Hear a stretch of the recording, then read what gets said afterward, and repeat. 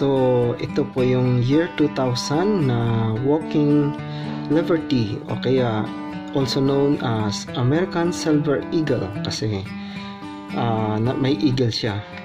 Although ang right term talaga sa kanya ay Walking Liberty, 1 ounce or 31.1 grams. Pero mas known siya dito sa eagle kaya mas tinatawag siya na ASE or ASE stands for American Silver Eagle. So, unclean po siya. Okay, hindi pa siya I think nalinis or meron bang konting touch. And ang kagandahan ay with luster pa po. So, okay, ayan, naikot pa yung luster niya or also known as cartwheel. Medyo mahirap lang siya kasi maliwanag umaga kasi, pero pag gabi kitang kita talaga siya.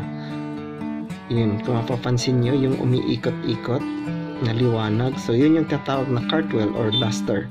Nag-a-appear po yan siya pag bagong gawa pa yung coin dahil hindi pa masyadong nakikis-kis kasi habang nililinis natin ng nililinis yung or nararab parati yung barya, nawawala din yung luster. So kaya yung ibang mga collector mas gustong-gusto nila yung may luster talaga kasi as a proof na almost untouched or hindi masyadong nililinis yung barya. So very good details, napakaganda pa, napakaganda ng detalye. Iba kasi nito burado na, but this one still kita mo yung mga balahibo ng agila, kompleto pa po siya.